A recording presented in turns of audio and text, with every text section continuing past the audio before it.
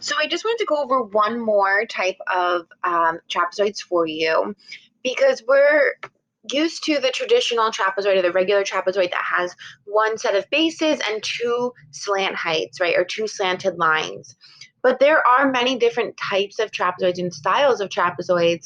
So we have to remember that as long as it's four-sided and it only has one set of parallel lines, that makes it a trapezoid.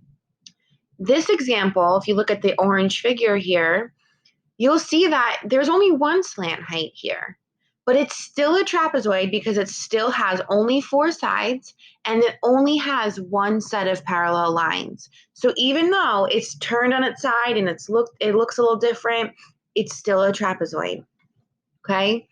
So when we do a question like this, especially, we have to be really careful with our measurements because if I substitute into my formula incorrectly, I'm not going to get the correct answer. So I can't just take that 4, that 12, and that 5 and put it in any one of those spots and hope for the best, right? I have to remember that my bases are my set of parallel lines. So we can't always assume that the bottom of the figure or the part of the shape that's on the bottom measurement is our base. Okay, sometimes, like in this example, our shape's actually turned over. So our bases are the set of parallel lines, which in this case is this 4 inches and this side of 12 inches, right? Those are the two lines that are going to go on and extend forever and never touch. Those are our bases. So we have to make sure that when we do our substitution, those two measures get put inside the parentheses. Your height of your shape is always that line that connects them, right? That connects your two bases at a 90-degree angle or at a perpendicular angle. It's a perpendicular intersection, right? So in this example, our height is actually one of our side measures. So we're in our last two examples, the height, and if you look at the example here, the height is the dotted line inside.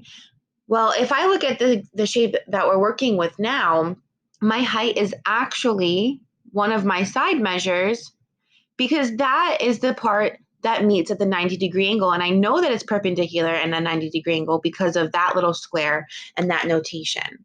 So the height is not always a dotted line inside of the figure. Sometimes it's one of our side measures as well. So once I have identified my bases and my height, I can go ahead and start solving this problem. I can substitute my numbers, right? So H is going to be 5. My bases are going to be 4 and 12. And then I can start solving. I'm going to remember to follow the order of operations. So 4 plus 12 is going to give me 16. When I get to this step, I do have two choices. I can multiply 5 times 16 and then divide by 2. Or I can do 1/2 of 5, which is 2.5, and then we're going to multiply that by 16. It's okay when you're doing your work to have decimal answers and have fractional answers. It's okay sometimes even to have a final answer that's a decimal or a fraction, especially when we have that 1/2 in our formula. So don't think that just because you have a decimal or a fraction, your answer is incorrect. Keep going, trust your math. As long as you substituted your numbers correctly and you're solving it following the order of operations, you're doing a great job. So now if I take 2.5 and multiply it times 16, I'll get 40 inches squared.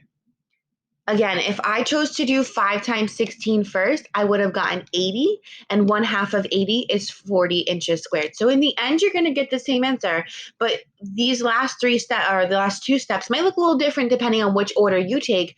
As long as you document your steps and you show all of your work, you'll be just fine.